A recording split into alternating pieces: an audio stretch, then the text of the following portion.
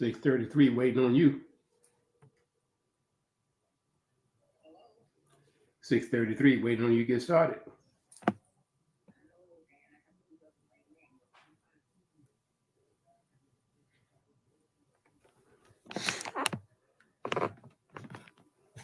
Did you watch that Super Bowl? I watched the parts of it. I didn't watch the whole thing. Pretty good game. I watched the end. I basically just waited to the end to watch it. It ended pretty well, going into overtime. Yeah. Coach Deborah has a passion and purpose to assist young men, ages 15 to 24, to overcome obstacles and build their best lives. She wants to see every young man live out their potential. She has a master's degree in human services counseling, with a major in life coaching. More importantly, she is the mother of 3 boys, who are exceptional, educated, professional men. Coach Deborah believes it is better to train early, rather than need to fix later. She utilizes basic principles and God-led concepts. Sometimes the only thing a young man has is their credibility or their name. The actions they take are based on the decisions they make. Those decisions align with their choices and result in consequences. Coach Deborah can assist you if you are lost, floundering, or confused. Embrace the help and start building your best life today.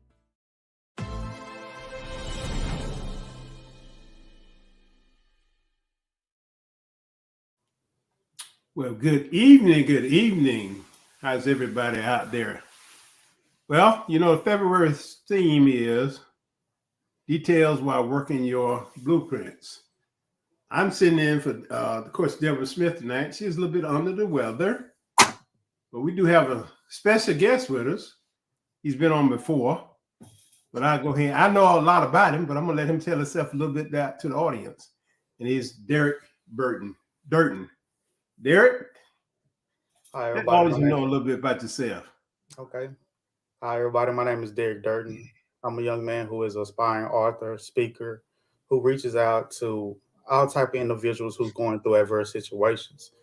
I use my story to connect with individuals, no matter what they've been through, because our stories are most likely intertwined. And through education, inspiration, and transformation, I touch people live and just try to get them to the next level, get through what they're going to, and even come out better than what they went into it. Okay. Thank you, sir. All right. Savage, what you can. Deric, welcome back, Deric. It's always a pleasure to partner with you. Please share something in your blueprint for success. Well, in the blueprint for success, the first thing is surrounding yourself with the right people, connecting with the right people and organizations that are first in line with what you're trying to do. And with that, before you can even do that, you have to know what your purpose is. You have to know what you're doing and why you're doing it. And for me, what I'm doing is it's just taking the time to reach back to make sure that some young man or someone, single mother who's going through a struggle, don't have to go through some of the same thing me and my family went through. And the reason why I'm doing it is because it's unnecessary. A lot of times we go through these things and it's really not necessary. A lot of our past trauma and experiences have us to make rash decisions that affect our lives. And we really don't know at that time how drastic those situations or decisions can affect the rest of our lives. But when it comes to partnering with the right people, like Build Your Best Life and Effective Living and organizations within my city, like the Urban Specialists, I'm able to not only, because, as a team, we're stronger as a team. I'm able to accomplish some things on my own, but when you partner with other people, your power, your reach, your potential is exponential. And so I understand that partnering with other people and organizations is one of the key and vital things to really live out my purpose and serve the community the way that I know I should be serving it. Okay. Whether a person is on a smooth path or a bumpy road, they can have mishaps. And when that disaster occurs, all hell can break loose. Right. And a person doesn't know what to do. It may be a situation with a short disciplinary period or something that causes you to lose decades, several decades of your entire life. I just looked at a comment on the news today. This young man, juvenile, been arrested. He's been in the system for 20 years. Now they have him in to see if they're going to release him out of the system. And he's in the people in favor of letting him, come out so he can, talk about his situation to the other youth. And so, I think he'll have a change in his life. So hopefully they let him out, and because he done served 20 years. That's quite a bit of time on his life. And I can definitely relate to that because I actually served 17 years. I was incarcerated for 17 years of my life from the age of 21 all the way to 38. And I've only been home a year and some time. So I can definitely relate to that. Going through that process of spending that much time away from your family and just enduring the hardships that you go through just from being in prison is a very tumultuous, very situation that would either break you or make you. You can either come out bitter or you can come out better. The decision is what you decide to do with your time inside of there. Now, you can never think that being in prison within itself is a waste of time. It's your choice of what you do with that time. If you take that time to educate yourself, if you take that time to get your body physically fit, mentally fit, emotionally fit, then that time is very valuable and has been utilized to the best of its ability. But if you sit in there, you do some of the things that the other guys are doing, it's definitely a waste of time. And what I always like to say is when an individual is inside a prison, they're not paying their debt to society.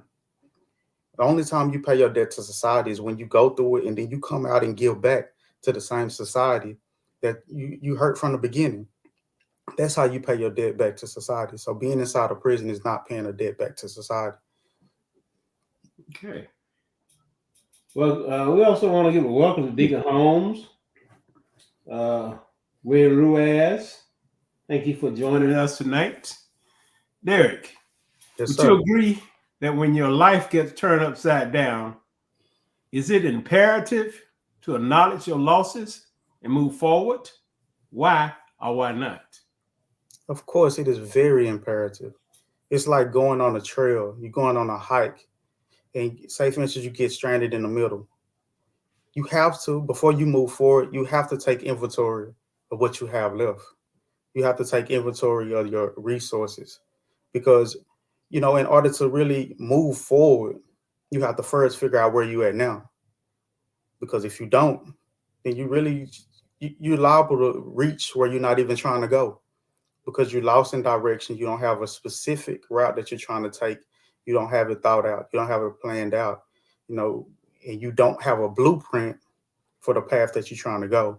So I think that is very imperative because it's necessary to know what you have with you, what you have within yourself, because the most important thing to know on any journey is yourself. What are you capable of? What qualities, what skills, what characteristics make you who you are. That way you can better find a way to understand how you interact with society or you interact with your surroundings. So it all really starts back with yourself. So definitely it's very imperative to know and understand the losses before you move forward because you're liable to make the same mistakes again if you don't evaluate those losses. Okay. Yeah, I agree with you totally. When you stumble or fall in life, you can stay down or you can decide to overcome your obstacles and start again. Starting again can be challenging. An excellent place to begin is to figure out how you lost your footing. Deric, why do you think it is critical to know what exactly caused you to veer off course and why or how? And before I answer that question, I want to go back to what you just said, getting back up. Sometimes hitting rock bottom is the foundation for you to build something on. And a lot of times when we get to our lowest, that's when we become our best because it's not in the good times that we, mature and grow. It's in the hard times that we'll build up. It's only through our struggles that we gain strength. And so with that, in order to know exactly where you veered off, you got to go back and you got to be introspective, because sometimes we can only go surface level. Well, it was because of I was hanging with the wrong crowd, which is very true within itself. But the reason why were you hanging with the wrong crowd?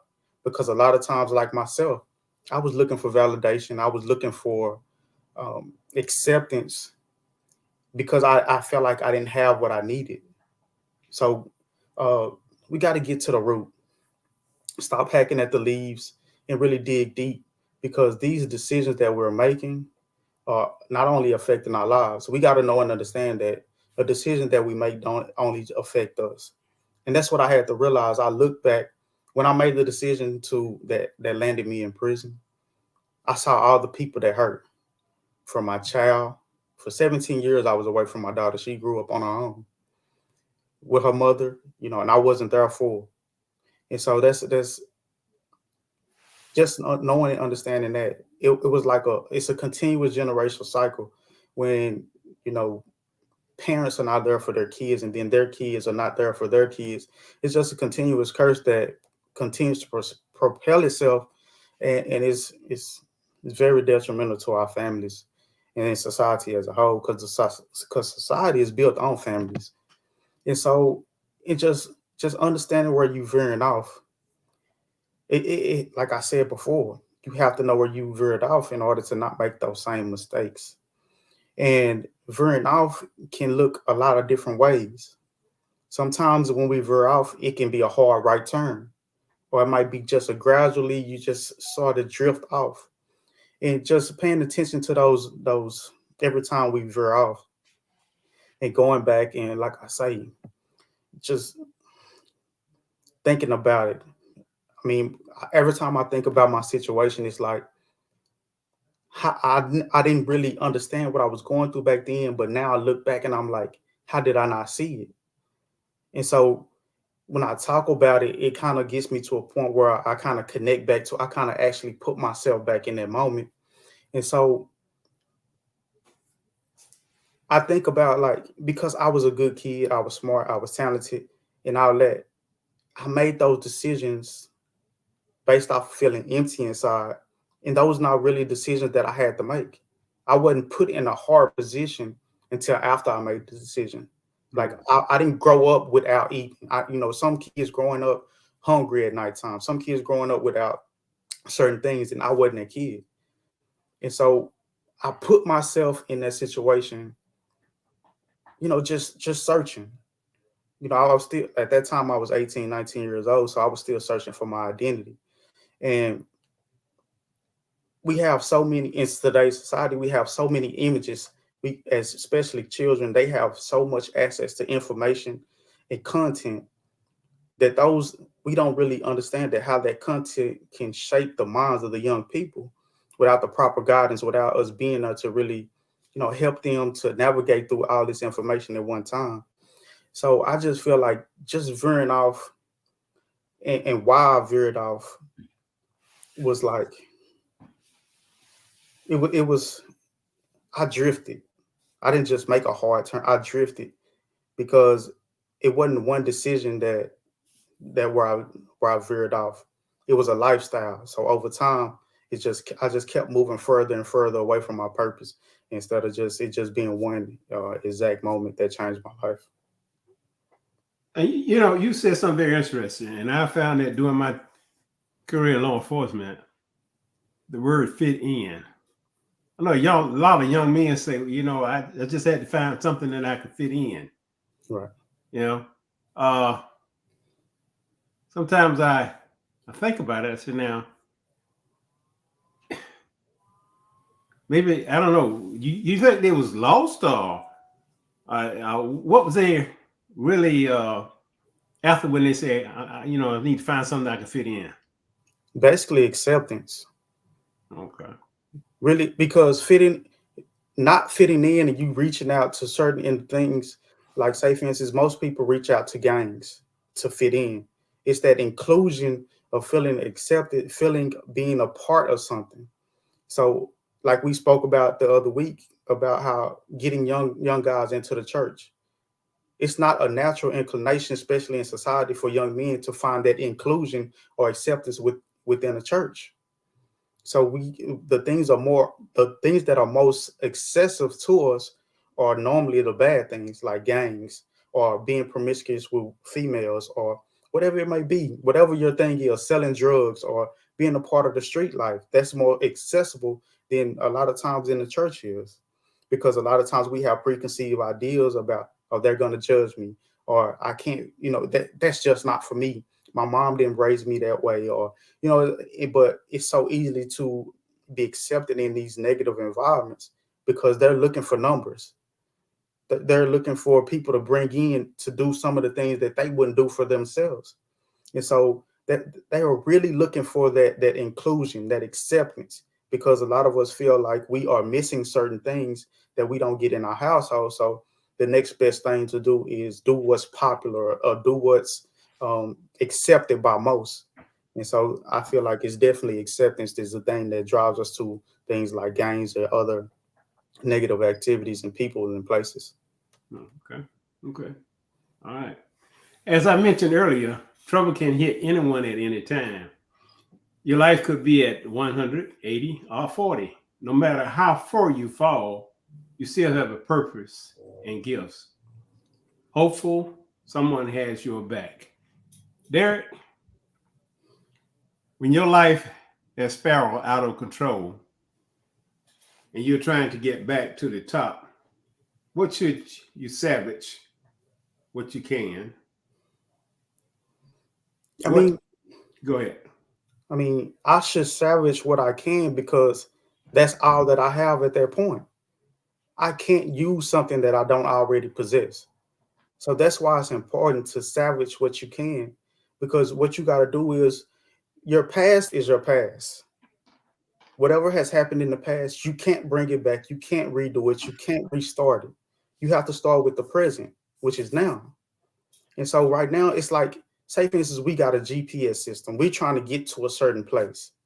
The first place we have to enter into the GPS system is where we at. The next thing that we have to enter into a GPS system is where we're trying to go. And only through those 2 points does the GPS system map a route for us to go. But it's more important and most important to first understand where you at. And that's what it means when it says salvage what you can.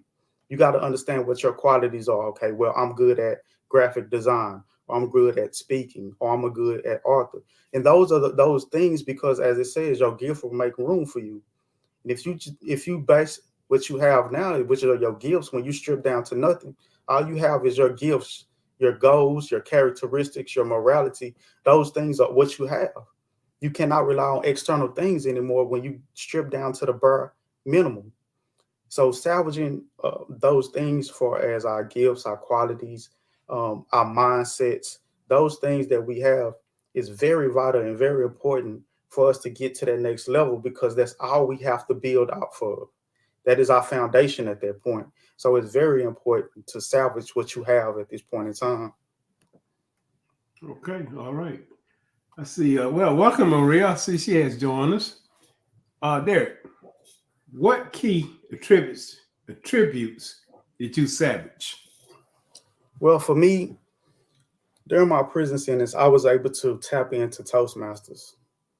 When I tapped into Toastmasters, it ignited something within me. And I knew and understood that giving my first speech, even in my first speech, my icebreaker, when I actually got up in front of the people and spoke, I spoke in front of a room of probably 30, 40 people. And it's my first time ever getting up and speaking. And so it was second nature. So I felt like that brought something, that ignited something in me, which showed me that this might be my path. This might be my gift. And it always takes me back to when I was a young boy in elementary school. I was the drummer. I was in the band. I was the lead drummer. And I had the opportunity to do the lead. I had a solo. And when the pressure came on and it was time for me to do my solo, I froze up. Mm. And so that's something that I always remembered. And for a long time, it was hard for me until junior high school when I started doing theater arts. I did different plays And so I've always been up in front of people. But when I was up in front of people actually speaking, sharing my story, because the icebreaker is all about you telling your story, who you are and what you're about. And so it was a second nature that made me feel comfortable. When the number one fear in all of society is public speaking, I didn't have that fear. It was something that came natural, and it started me to really strive to get better. With every speech, I got better and better and better until I got to my seventh speech, and I got so confident and so more arrogant than confident, and I bombed my seventh speech. But after that, it made me humble, which turned me up to another level, and I became one of the best speakers that was around, that was involved in Toastmasters. I became the vice president of education. It just really, brought the entire group, the entire club up to a whole nother level. And I not only, because Toastmasters is not only about speaking, it's about leadership. And so with that, it helped me bring other young men up who were striving to become great speakers. And I raised these guys up and helped them become even better speakers and motivated them. And we built a group of people where we had outside people from Toastmasters come inside and listen to us speak. I was bringing people in from the outside because I had connections. And so these people will come in. These people are actually speakers. I have a mentor right now in Houston. He's a coach and everything. He came in and he said, I've never heard a group of speakers like the set of speakers that I put up in front of them. He said, the Toastmasters in here is more authentic. It's more passionate than the Toastmasters on the outside. And I knew that at that point, I had really made a difference. I had really helped not only myself, but the people around me come up to a level. And I hope right now that they are still living up to that level right now. But definitely my main attribute was actually getting into speaking.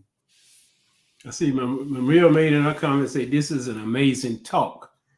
When you was talking, I thought about getting up and speaking. When I was in Quantico, I had this supervisor of special agent. He was one of our instructors. And he got up, was tapping on the desk, like this. And he got all our attention, and he just clapped down, bam. And the first thing he said, people are watching you. Right. And that's why I think when you was talking about speaking, when they get up there in front of the crowd, they're watching them. Yeah. Okay. All right. That's great. That's great. That's great. All right, Deric, we're getting down to the end of this. Please give everyone tips on restoring their lives and why it's vital to overcome obstacles and work on building your best life. The first tip is like I would say about anything else. Know where you're going. You got to have an idea of what it is that you want to accomplish. That's first and foremost. Because like in one of the most important books that I read that kind of changed my direction is Outwitting the Devil by Napoleon Hill. In that book, he talks about how the devil uses a drifter's mind to like derail him from ever getting to the point or to the purpose in his life. Sometimes we drift, which I was doing in my younger age. I was drifting because I didn't have any purpose. I didn't have any true path that I wanted to actually fulfill. So with that, once you find out what it is that you're doing and why you're doing it, then you know what to do and what not to do. Because anything that does not lead up to what you're trying to do, does not lead up to your purpose, it's something that you do not need to participate in. And so a lot of us, we don't have that why or that purpose. So we are doing and indulging in things that are not in line with what we should be doing. So that's definitely one of the tips. The next thing is always work on your craft, master your craft. Whenever you find out what it is you're doing, you have to put in the work. Nobody is going to hand you anything. You might be good, but they say the person who is disciplined always succeeds the person who is always just living off talent, because talent can get you in the room, but it's discipline that's going to keep you in the room. It's the hard work and dedication that's going to take you to the next level. So definitely the next thing I would say is definitely discipline. And Because the thing is this, if you don't overcome your obstacles, then your obstacles going to overcome you. So if you don't move past them, if you can't grow past them, then that you have created a ceiling for yourself. Your obstacles are your limit.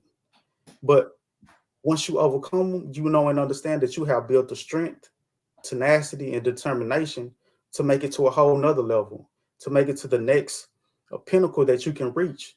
And then when you get to that level, there's going to be an obstacle. Everything comes in life, it comes in stages. We work to one thing, it goes smooth for a while, then here comes another thing. Then we have to work through that. We overcome that, it goes smooth, then here comes something else. But that's just the process of life. If everything was smooth, we would never have a reason to get better. If everything was smooth, we would stay so complacent and not make the steps that's necessary to continue to grow. And so with that, it's like just restoring a life, just starting, like for me, I did 17, came home, I had my vision, I got my plans. There was a roadblock. It was a situation where there was a ceiling for me. I couldn't move past it until I made that final decision to actually do what was necessary to move past it. But even in that, since then, I became a car salesman. I was number one in sales when I was a car salesman. Now I work for a Fortune 400 company. I'm getting my business together, starting on my book. And it's just so many opportunities that are presented to themselves. Build your best life, effective living. I have a podcast that I'm doing Thursday, and I did one Saturday, doing one today. And it's just the possibilities are endless when you are living in your purpose, because not only will what you're doing uh, um, make room for you, but when you're in line with what you're supposed to be doing, there are unseen hands that'll help you along the way. I don't know how everybody believes, but God or the universe or however you may believe, God is going to aid you when you're doing what you're supposed to do. He will put wind beneath your wings and help you soar to a whole nother level when you're walking in your purpose and doing what you're supposed to be doing. And so for me, that is the most important and key and vital things when it comes to overcoming obstacles and restoring your life. Basically, to get back to building your best life. Wow. Putting them wings there, huh? All right. All right. There, let me ask you a question. I mean, during your time in building your best life, Okay. and then have a couple of times that you look back over your shoulder, When you say look back over my shoulder, looking you back, mean look? but in the past. Of course, I think that sometimes when you're going forward, I know they say that the windshield is way bigger than the rear view mirror, but you got to understand, if it wasn't a purpose for the rear view mirror, it wouldn't be there. Sometimes you do have to look back and see what's behind you when you're moving forward. So not only is the rear view mirror there, but you got two side mirrors that show you what's behind you also. So it just shows you that, hey, the rear view, the windshield might be the biggest and it has more vision, but those other three mirrors that show you what's behind you are definitely important, because if they wouldn't, they wouldn't be there. So definitely I'll pass, because this is one key thing that I learned too in my healing process. You cannot heal and move forward and be your best self without revisiting those issues, without revisiting those times and moments when you were emotionally hurt, when you were in those bad times. You have to go through them to revisit them and get a good understanding about them. Why did they happen? And when I was going through this, what was I feeling? And when you go back and you understand, like, why was I going through this? What was I feeling? It gives you a better understanding, because those same feelings are going to come up again, because they're part of the way you deal with life. Sometimes these defense mechanisms are things that we learned when we were younger. And so when these tough times come, we always revert back to what we already always know and always done. So when we get into those situations and those same feelings that came up when we were younger, we understand that, hey, oh, now I remember this feeling. So now when I'm going through this and feeling those feelings, now I can make a proper decision, not based off of what I've learned from those past mistakes. So definitely you do have to go back and look at some of those past events that happened in your life to heal and to be able to move forward in a healthy way. You know, I agree with you on that, Derek, because when I look back at some of the past, some of the things, okay, I laugh at them. I said, not this time, devil. Yes. You know, not this time. I just keep moving. I have to keep moving. That's why they also say, don't forget where you came from. That's right. Because if you forget where you came from, you're liable to end up there again. There you go. You're right. So if you don't look back at where you came from, guess what? You liable to make that same repetitious mistake and end up exactly where you was before. So it's definitely important to look back from where you came from. Look back at your past in order to continue to move forward. You know, got this statement said, heartbreaks can derail your life. Mm-hmm. We declare that Jeremiah 29:11 over your life. God knows the plan that he has for your life. He wants you to plan your life that he wants you to have. Prosperity, not disaster. The future you hope for. Sure. So design your blueprint based on the plans God has for you. Sure. Follow them and build your best life. You know, as I always says, when you make a plan, ask God to bless it. You know, that's the best thing I can say, because, you know, hey, if I make my plans just like I tell my sons, my grands, hey, you make your plan, ask God to bless it. Right. Because you can make a plan, and if God hadn't blessed it, it ain't going nowhere. Right. It's one of the big things. Derek, I enjoyed this tonight. And I feel like also, not to interrupt you, but also ask him to bless it. But in the process of making the plan, or even before you make the plan, make sure you involve him. Make sure you, hey, don't make the plans on your own and then come back and say, hey, God, hey, you know, come with me. No, you take God with you even through the planning process, because he's going to put thoughts, feelings, ideas in your head that's going to even fine tune the plan. Because as they say in the Bible, I don't really like to preach, but it's there. Lean not on your own understanding, because his ways are higher than our ways. His understanding is better than our understanding. That's right. And so when you doing those things and you building, make sure he's a part of the plan. Don't just come to him after you've already made the plan and then ask him to come with you. Right. Take him with you through the whole process. That's it. Hey, you show you're in ministry class, man? I'm actually an ordained minister. I just never tell anybody that. Oh, okay. I know some of us say I had to figure out something going there. Oh, yeah. All right. That's great, man. That's great. All right, everyone. I hope you all enjoyed this tonight. I know I did. And remember, get this book, Build Your Best Life by Deborah D. Smith. It's a great book. As I always say, if you had any questions, you know, and once Derek and I leave off this podcast, go ahead and send it to Coach Deborah Smith, and she'll get it back to us. And some point or some other, we can probably just give us your email or whatever. Derek can shoot you an answer, or I can shoot you an answer, so that we can help you. We're here to help. And remember, building your best life, it's not just a slogan, it's a commitment. So we thank you for tonight. Derek? You know, before we go, I mean, my Facebook, Instagram is my name, Deric, D-E-R-I-C, Durden, D-U-R-D-E-N.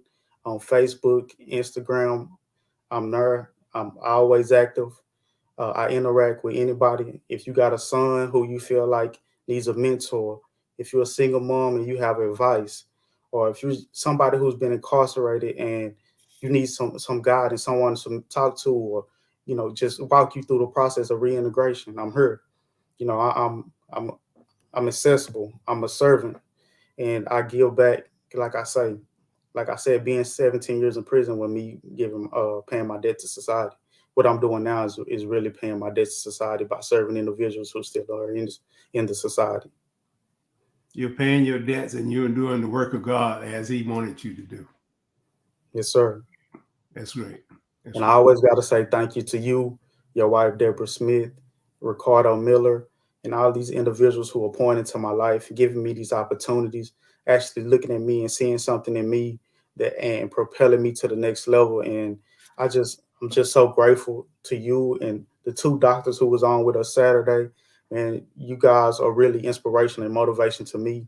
Y'all the one who motivate the motivator.